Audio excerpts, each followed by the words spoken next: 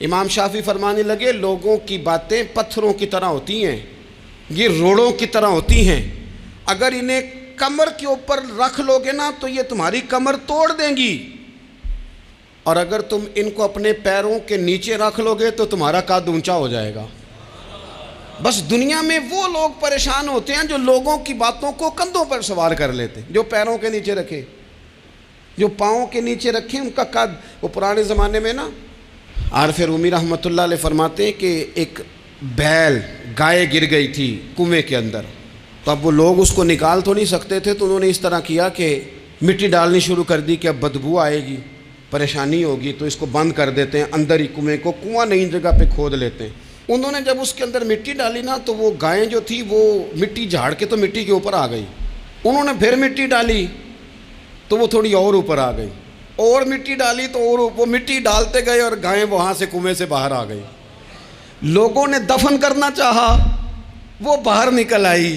اور میرے بھائی لوگ بھی اپنی باتوں میں دفن کرنا چاہتے ہیں، لیکن یاد رکھنا جو چمکنے والے تھے وہ چمکتے ہی رہے، جن کو اللہ نے عزت دی تھی ان کی گھٹائی کوئی نہیں سکا۔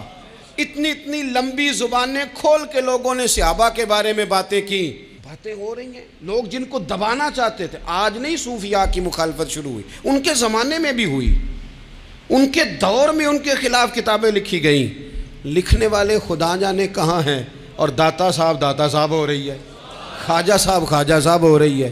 حضور غوث اعظم کے ان کے زمانے میں بھی ایسا نہیں ہوا کہ بڑی خوشی سے لوگوں نے آگے بڑھ کے پھول ڈالے ہوں، ان کے دور میں باقاعدہ جتھے تیار ہوئے، جتھے، اور پورا کام کیا گیا۔ اور ویسے بھی اگر کوئی شخص آپ کا مخالف ہی نہیں ہے تو پھر آپ کو چمکنے کا مزہ کیسے آئے گا؟ کوئی تو مخالف ہو نا، کوئی تو ہو نا جو کوئی بات کرے۔ دیکھیں نا، اگر اندھیرا نہ ہو، رات نہ ہو تو بلب کی کوئی اہمیت رہ جائے گی؟ یہ چمکتا ہی تب ہے جب اندھیرا زیادہ ہوتا ہے۔ ہم کہتے ہیں اندھیرا ہو گیا، اور بھائی تجھے چمکنے کا موقع دیا ہے اندھیرے نے، تجھے اس نے عروج دیا، تندی باد مخالف سے نہ گھبرا اے عقاب، یہ تو چلتی ہے تجھے اونچا اڑانے کے لیے۔ تو باتوں سے پریشان نہ ہو۔ میں نے کہا کہ اگر آپ باتوں کا پہاڑ بنا کے اوپر سوار ہو جائیں گے نا تو قد اونچا کریں گی باتیں۔ جو بندہ ڈسکس ہونے لگ جاتا ہے وہی تو مشہور ہوتا ہے، اسی کی تو بات ہوتی ہے۔ دیکھیں کیا ہوتا تھا بھلا مکے میں، کوئی بندہ باہر سے آتا تو ابو جال اسے کھڑا کر کے کہتا حضور کے پاس نہ جانا، تو کہتا پتہ تو کروں بھلا نبی پاک کے پاس کیا ہے، پتہ تو کروں بھلا حضور کے پاس کیا ہے۔ تو جن سے تعارف نہیں ہونا تھا وہ بھی تعارف کرا رہے تھے رسول پاک کا۔ تو اس لیے باتوں سے گھبرا جانا۔ ہاں ایک بات ہمیں کتاب و سنت میں ملتی ہے، اس پر ضرور غور کریں، تہمت والی جگہ سے بچیں، تہمت کا موقع نہ دیں۔ مطلب بلا وجہ ہی اپنے لیے بحث کا دروازہ کھولنا یہ درست نہیں ہے۔ اپنے لیے ہم نہ دروازے کھول لیتے ہیں بحث کے، مفت کی بحث ہو رہی ہے، فلانا بھی ڈسکس کر رہا ہے۔ کچھ چیزیں ایسی ہوتی ہیں جو سب کی سمجھ کی نہیں ہوتی، وہ سب کے سامنے ڈسکس کرنا ضروری نہیں ہوتا۔ حضرت سیدنا ابو ہریرہ رضی اللہ تعالیٰ عنہ فرمایا کرتے تھے مجھے نبی پاک علیہ السلام نے علم کی 2 تھیلیاں دی ہیں، میں نے ایک کھولی ہے تمہارے سامنے، ایک کھولی ہے، دوسری نہیں کھولوں گا، اس لیے کہ ہر بندے کو بات اس کے ظرف کے مطابق کرنی چاہیے۔ تو موقع نہ دیں۔ نبی پاک صلی اللہ علیہ وسلم نے فرمایا اس بندے نے اپنی، یہ بخاری میں موجود ہے، فرمایا اس نے اپنی عزت اور اپنی جان کو محفوظ کر لیا جو فتنے والی جگہ سے بچ گیا۔ جہاں تہمت لگ سکتی ہے اس جگہ سے بچیں۔ جان بوجھ کے لوگوں کو موقع نہ دیں باتیں کرنے کا، جان بوجھ کے موقع نہ دیں۔ جامع ترمذی کے اندر حدیث موجود ہے، حضرت سیدنا عمر فاروق رضی اللہ تعالیٰ عنہ نے ایک موقع پر اجازت مانگی تھی نبی پاک صلی اللہ علیہ وسلم سے۔ عرض کیا یا رسول اللہ صلی اللہ علیہ وسلم مجھے آپ اجازت دے دیں، میں عبداللہ بن ابی سلول کی گردن اڑا دوں، یہ منافق بار بار آڑے آتا ہے، بار بار تکلیف دیتا ہے، آپ مجھے اجازت دیں میں اسے قتل کر دوں۔ اب وہ چونکہ کلمہ پڑھتا تھا، ساتھ تو رہتا ہی تھا نا، بہت سارے لوگ اسے مسلمان جانتے تھے، تو حضرت سیدنا عمر فاروق رضی اللہ تعالیٰ عنہ نے اجازت چاہی، کہا یا رسول اللہ صلی اللہ علیہ وسلم اگر آپ مجھے اجازت دے دیں، یہ ترمذی میں موجود ہے، یعنی آپ اس جگہ سے بچیں جہاں تہمت لگ سکتی ہے، جہاں بلا وجہ کسی شخص کو شر پھیلانے کا موقع مل سکتا ہے۔ یا رسول اللہ مجھے اجازت دے میں عبداللہ بن ابی سلول کی گردن اڑا دوں۔ تو نبی پاک صلی اللہ علیہ وسلم نے فرمایا کہ عمر اگر میں تمہیں ایسا کرنے کی اجازت دوں گا تو لوگ کہیں گے کہ اب اپنے قریبیوں کو انہوں نے مروانا شروع کر دیا ہے، ساتھ والوں کو ہی مروانا شروع، لوگ تو اسے مسلمان سمجھتے ہیں نا، تہمت والی جگہ سے۔ بلکہ بخاری شریف میں اسی طرز کا ایک اور پیغام بھی ہمارے لیے موجود ہے۔ یہ جو حرم شریف آج ہمارے سامنے ہے نا، بیت اللہ شریف، اس میں ایک پیچھے مقام ہے جس کو حتیم کہا جاتا ہے، یہ خانہ کعبہ کا حصہ ہے۔ حضور صلی اللہ علیہ وسلم کے اعلان نبوت سے پہلے جب قریش مکہ نے اسے تعمیر کیا نا دوبارہ سے، تو انہوں نے چندے کا کوئی اس طرح کا مزاج بنایا تھا کہ اس بندے سے پیسے لینے ہیں جس کے بالکل ہی جائز ہوں۔ اس ترتیب سے انہوں نے خانہ کعبہ کی تعمیر کی کہ پھر وہ ساری تعمیر نہ کر سکے، حتیم باہر رہ گیا۔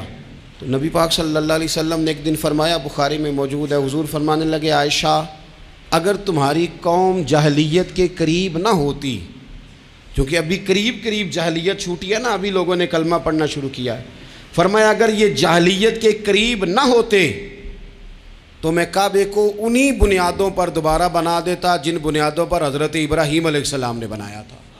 لیکن چونکہ یہ جاہلیت کے قریب ہیں، ان کی سمجھ میں چیز نہیں آئے گی، یہ شک میں پڑ جائیں گے، پریشان ہو جائیں گے، لہذا میں یہ کام نہیں کرتا۔ بہت ساری چیزیں ایسی ہیں کہ جن کی وجہ سے بعض سادہ لوگ ابہام کا شکار ہوتے ہیں، ابہام کا۔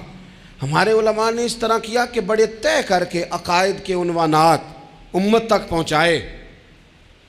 ہر آدمی ہر شعبے کا اسپیشلسٹ نہیں ہوتا، بہت ساری لوگ باتیں مریض کے سامنے کرنے والی نہیں ہوتی، وہ صرف لواحقین کو بتانے والی ہوتی۔ پھر کچھ لوگ اور آئے جنہوں نے کہا کہ ہم تو ایفیشنسی دکھائیں گے، کچھ خاص ہر بات کھول کر لوگوں کے سامنے رکھیں گے۔ تو اس کا نقصان پھر یہ ہوتا ہے کہ سادہ لوگ مشکلات کا شکار ہوتے ہیں۔ وہ پھر جب کہتے ہیں ہر چیز ڈسکس کر لینی چاہیے تو پھر باتیں دور نکل جاتی ہیں۔